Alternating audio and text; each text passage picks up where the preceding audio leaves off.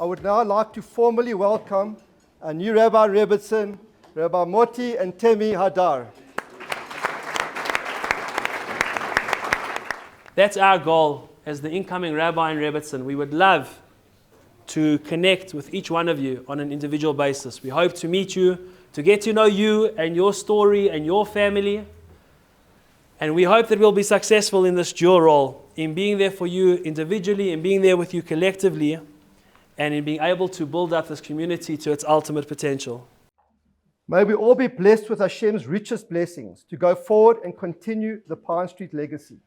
Thank you very much. I'd like to now call on Chief Rabbi Goldstein.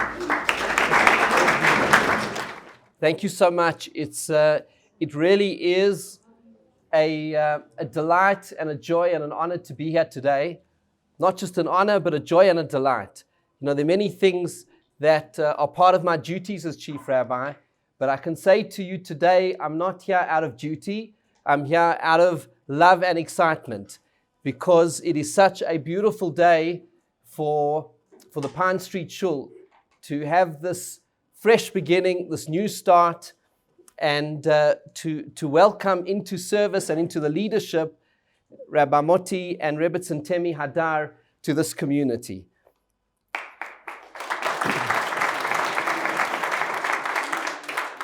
As we do so today, I'd like to also pay tribute and to acknowledge Rabbi and Rebbitzin Gerson for their tremendous years of dedication, of service to this community, with love and loyalty and everything that they gave to the shul over so many years. And we thank them from the bottom of our hearts on behalf of this community and all of Johannesburg Jewry, and wish them well on the next chapter in their lives, and that may Hashem bless you, Rabbi and Rebbitzin Gerson, with only nachas and joy and continued success in everything that you do. I want to tell you why, for me personally, it's such a joy to be here today. It's a joy because today is a triumph of hope, of the tenacity and bravery of a committee that saw the shul through really difficult times. It's a tribute to all of you. And if I'll give you a little bit of an insight into some of the behind-the-scenes meetings that we had over these years, there was on more than one occasion when I was meeting with a committee where people were saying, you know, maybe it's time to close the shul, maybe it should amalgamate with Sydenham, maybe it's the time for the community to downsize and to consolidate. And that would have been completely the wrong thing. And I think today is proof of that. And I want to take this opportunity to say that, and what I told the committee in those times, and at the time it sounded a bit controversial, I'm happy to say it in public. Johannesburg doesn't have too many shuls. Johannesburg has too few shuls. And I'll tell you why. Because there are more Jews in Johannesburg than there are seats in shuls. So the day that we get parity to that, then we can say that we have enough shuls. Until then, not only should we not close any shuls, we need more. And I'll tell you this, it goes, friends, to a mindset. Because as South African Jewry, I've been hearing people debating for years, what is the future? Is there a future? What does the future hold in store?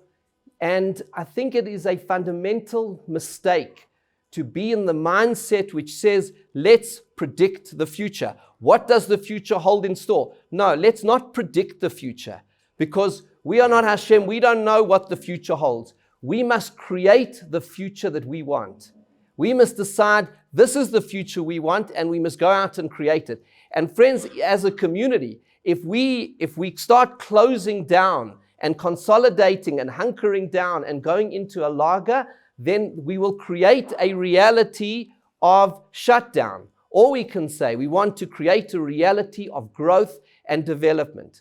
And when I say growth and development, that means reaching all of those Jews. That's why I said we've got too few shuls. There are so many Jews who don't go to shul at all, or only maybe go Rosh Hashanah, Yom Kippur, and many who don't even go then, and whose hearts and souls are open to Yiddishkeit, to Judaism, to what it means to be a Jew, proud to be a Jew. We just have to reach them. That's why I'm so excited with the appointment of Rabbi Moti and Rebbitzin Temi because ultimately this, and it goes down to all of you and with your incredibly talented Rabbi and Rebbitzin that you have appointed, shuls are not institutions. We have enough institutions in this community. Shuls are places where human beings connect with other human beings. They are places of human connection. And the human connection is from the rabbi and the rebbitzin to congregants. It's from congregants back to the rabbi and rebbitzin. It's from committee members. It's from chazan. It is from youth leaders. It is about the human connection. People don't respond to a fancy piece of marketing. You know what human beings respond to?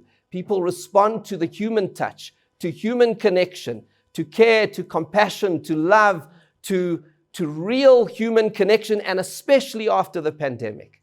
You know, in life in the pandemic, we became super efficient. Everything was super efficient. On screens, you could actually conduct many more meetings, have many more shiurim. You could get lots of done. You can do a lot with a screen, but you cannot connect with a soul. You cannot connect with a fellow Jew. You cannot build that sense of community. And that is what people are searching for. You know why I'm optimistic about the future of our shuls in this community? Because in our shuls, what we have is what people really want from life, and what they cannot get in the shopping malls, and what you cannot get on a screen, and what you cannot get from all of the consumerism of the world that we live in.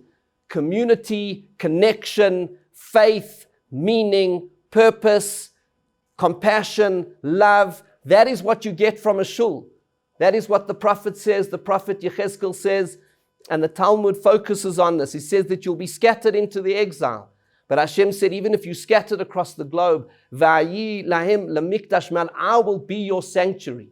And the Talmud, the Gemara in Megillah says that refers to the shuls and the places of learning in the exile. Hashem, these are our sanctuaries. These are our places of love and connection and a sense of connection to one another and a connection to Hashem, community, meaning, purpose. And we have to spread that message to as many Jews as possible and bring people back into our shuls. And look at today, how many people have arrived today to celebrate this inauguration of a new rabbi and rebbitzin. It shows the potential. It shows what can be done. And today is a tribute to the bravery of the committee who soared through really tough times, and all of you. And I say all of you because you are blessed. And let me say this. The rabbi and rebbitzin, their reputation precedes them as people of tremendous dynamism and warmth and being proactive and people who care, who are switched on. You have a tremendous blessing in such a talented rabbinic couple. Tremendous blessing. Rabbi Moti is well known for his work at Torah Academy and the high school, the way he connects with the youth and reaching people and inspiring the youth. We have to bring the youth back to shul. That is such an important quality. The important quality is that this couple work together as a team, and that is so important. It's a team. It's a team effort that you're getting, and that is tremendously hopeful. So you have the blessing in having appointed a tremendously talented couple. And I've told the rabbi that he has my personal assurance of anything that I can do to help the shul. I've told the committee as well. I'm here. I was not only here through the difficult times. I'd like to be here now through the times when things grow and start to improve. But let me say this to you. Their success is in your hands, because a shul, a community, is not a place where customers come to get their services. If you, as congregants, view this shul as a place which is a service delivery organization, and you'll get lots of services. You'll get davening, you'll get chazonas, you'll get a rabbi to look after you in the times of bereavement, you'll get times of simcha, lots of services. But if you view yourself as a customer and they are the service providers, then it will fail. A shul is not a service organization. A shul is a partnership. A shul is a family. A shul is a partnership of co-creators. And the success of the shul is just as much in your hands as the congregants, as it is in their hands as the rabbi and the rebbitzin and the committee. It is something that we create together, and that's what makes it so exciting. We live in the world where we are consuming all sorts of products all the time. Shul is not a product to be consumed. To be a Jew is to be an active participant. It's what Hashem wants from us, to be His partners. The Talmud talks about a remarkable thing, that we are called upon to be shutaf lakadosh baruch hu b'maaseh bereshit, a partner with God in creation. Even Hashem doesn't want to do it all, not because He can't do it all, but because He wants us as His partners, because when you're a partner, you care. If you're a customer, well then the loyalty is as good as the latest service delivery. If you're a partner, then you say, if something's not right in the shul, I don't walk away, I want to make it right. I want to be part of it. And that means I want to help with the chesed. Are there meals to be delivered? I want to join the shiurim. I want to start a shiur. What can I do to start a shiur? What can I do to bring friends to shul? Can I go and recruit? Why is it just for the rabbi to recruit new people to the shul? If everybody here decides they are going to recruit one family to this shul, you can double the membership overnight. But if you say, look, the rabbi and the rebbitzin, they must go knock on all the doors, the committee must go knock on the doors and provide you with a shul, then that won't succeed. Can you imagine what can be done when you do it together? That is the magic. And in Rabbi and Rebbitzin Hadar, you have partners. You have people who are open, who want to work with you as real partners. And that's why today, on this inauguration, my heart is filled with hope and inspiration for the future of this congregation.